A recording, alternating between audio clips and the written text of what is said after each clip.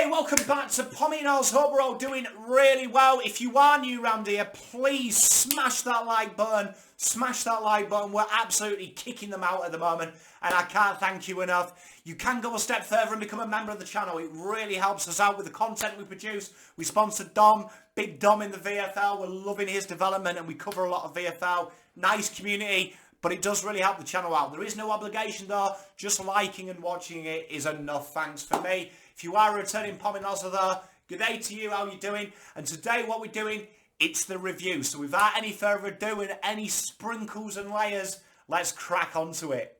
So then, the backstory for these two sides. North Melbourne, we know the one solitary win, the 5 losses. They are kind of the whipping boys of the league at the moment. But by no means does that mean that this is a walkover for the Carlton Blue Boys. Carlton, obviously, as we know, 4-2. Very good start. But when they've lost, there has been question marks. It's very interesting, this game, going into it, that North Melbourne have really improved their work around stoppage clearances, their clearances. They led that last week as well, which is the first time they've done it in the year. And that is a really integral part of Carlton's system, as we know.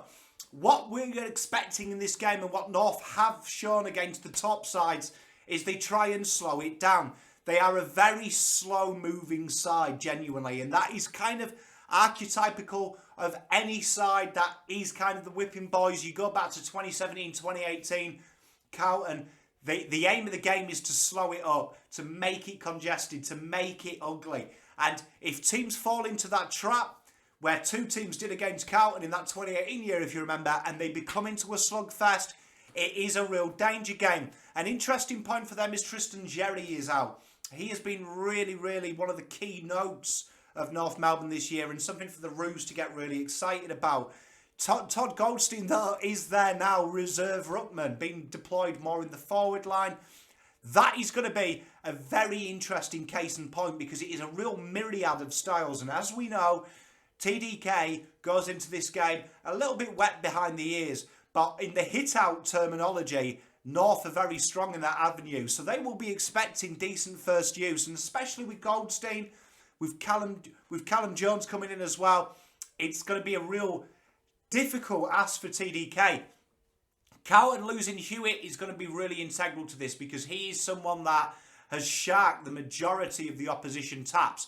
Carlton get a lot of use from that because they play him just behind the clearance line, which is kind of like the backstop, and then he's looking to inject the play.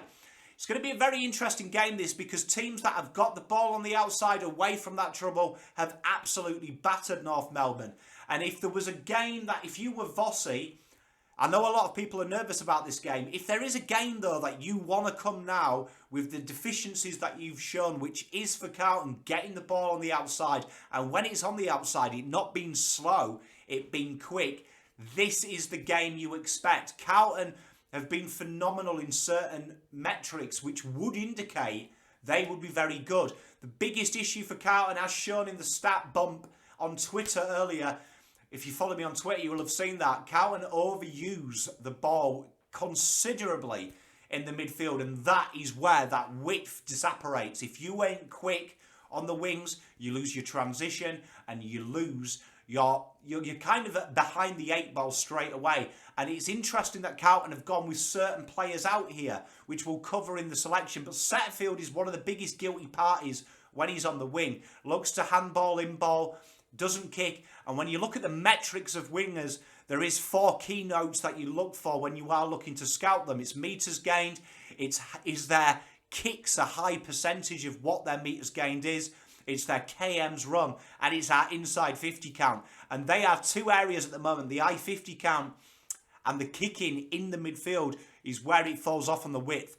That is what Carlton have to do. The backstory of the teams really is Carlton centre beasts, stoppage beasts, looking really strong when it's the inside fighting, but they look weak. North Melbourne, they are just basically specialists at clinging on and making it ugly and making you play. You have to attack against this side.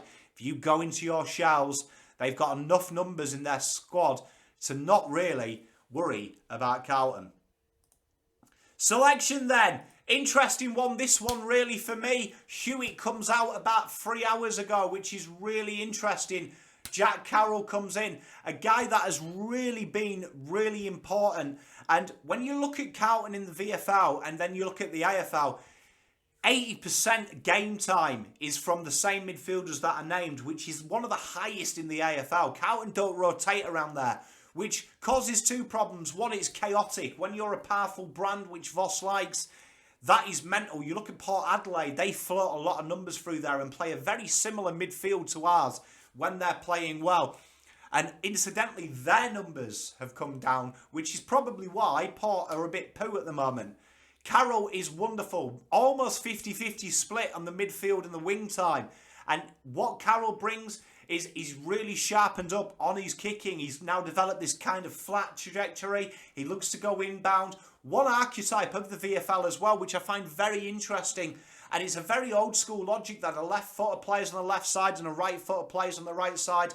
You watch the VFL, they switch this up. And that is a modern day thing in sport worldwide. When I was a kid in round ball, that was it. If you were left-footed, you were on the left side of the channel. If you were right-footed, you were on the right side of the channel. However, as the game has progressed, we've found that angles create opportunity. And a left footer on the right-hand side and a right footer on the left does help. And something that you see a lot with Carroll is he goes against his natural foot and he turns back inside, opening up the angle. And that opens up something that Carlton don't do. And that is leads from the wide channels. At the moment, the people who do that are Harry. What you find in the VFL, them smaller guys work in them pockets of space. And that is opened up by that inbound movement. And it's interesting because Nunes does do that. Nunes, I think, is in the team because of his high inside 50s. He is the leader at the club in inside 50s. And they are deeper entries. They're not shallow ones. But also what Carroll brings is that. And that allows Carlton a nice rotation. I expect to see Doc, Chera and Walsh float through that wing with Carroll as well.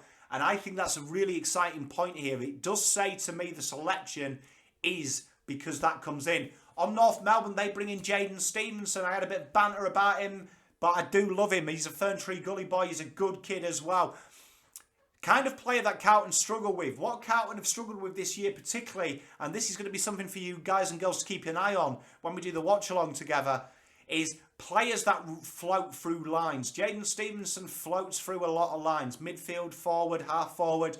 You'll see that. This is where Carlton's zonal system, because it's raw, and this is the first time you've ever seen Carlton play a full traditional zonal system. Before, it's been a myriad. This is the way to go. Very old school logic. People don't like the zonal system. It's the most efficient. Look at all the ball spots as the most efficient. If you play man-on-man in today's game, because of all the Ks run, how players cross and intersect lines, it would be chaos and you would eventually get battered. Jaden Stevenson's going to be a real test because I expect to see him float, and I expect to see him float in the forward line between Young and Whittaker, and that's where it falls off, because when that happens, Carlton become drawn to the contest, and that is going to be very interesting if they can stay disciplined.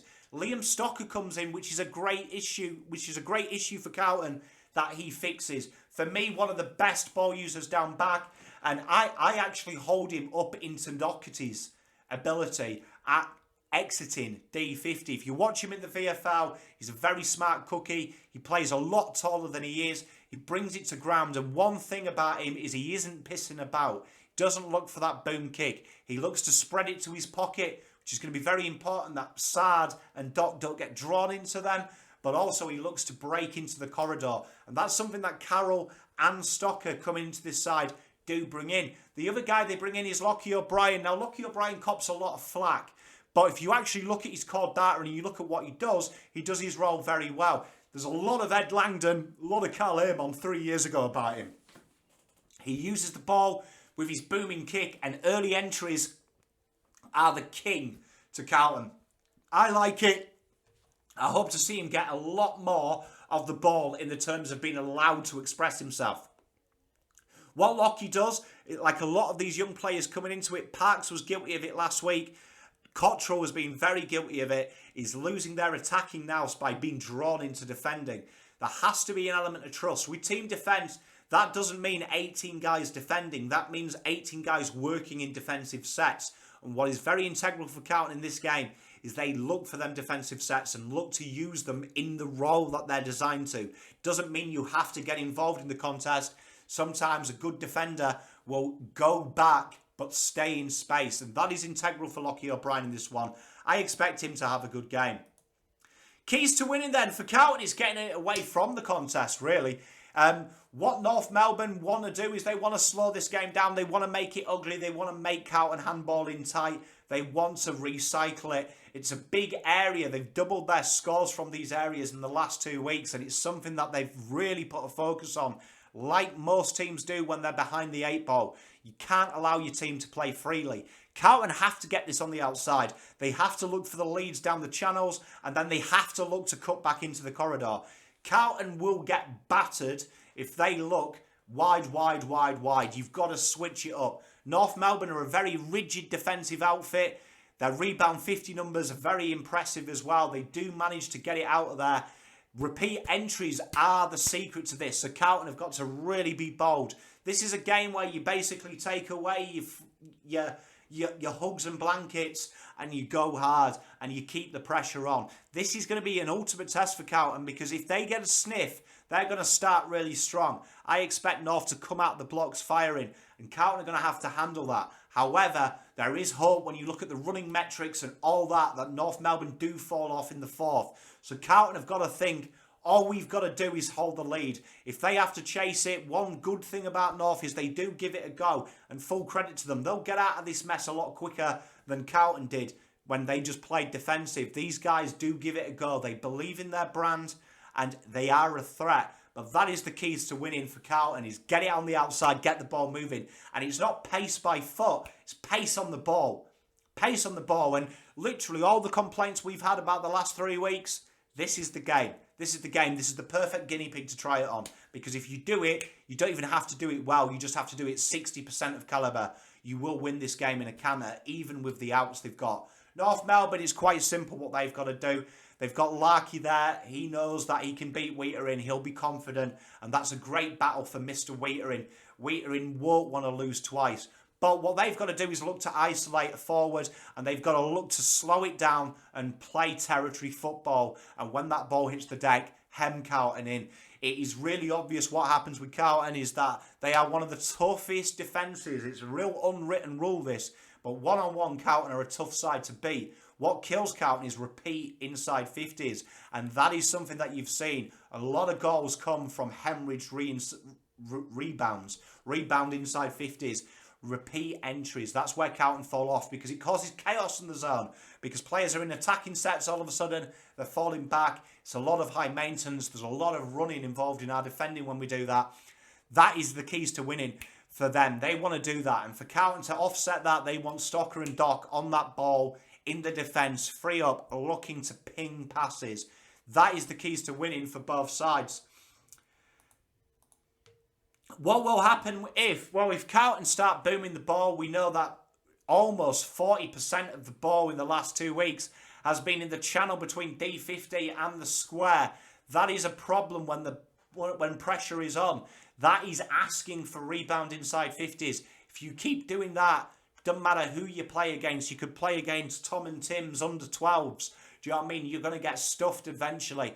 You knock on any door. My old pop used to say, all you need in life is brute strength and ignorance, and that's all you need. If you keep doing that, eventually it'll break. Keys to winning for North are slowing it down, playing the territory game, recycling stoppages, and really putting pressure on Carlton. Carlton are going to have to go a different way. TDK isn't going to give them the benefit of the hit-outs, as PeterV has, which masks a lot of Carlton's problems. They're going to have to look to get this away from the contest. They're going to have to look to get ahead of the ball in stoppages, get it out to your wide players. If Carlton do that, they will win this one in a canter. Down back, they've got to look to be aggressive. They've got to look to be bold with the ball. The B word this week, B and O, B-O. Smelly football it is, and that is being bold and looking for the overlap run. If Carlton do that, they'll win this game at a canter, and that is what Carlton have really set up for in the teams. We're looking for leading patterns. We're looking for a second layer, and the second layer has to come strong, and I back them in. I'm going to go with Carlton 30 plus in this game. I think they've got more than enough, and I think they will meet the challenge. Let me know what you think. There's a dangerous game, though, as we've said, because all it takes is Carlton to do what they've done, and they're in trouble. But I back them not to do it. I think they're way too talented and way too easily led. Let me know what you think in the comments. Can't wait to see you on the Saturday. It's a pleasure joining you as always. Till next time, stay safe and Pom out.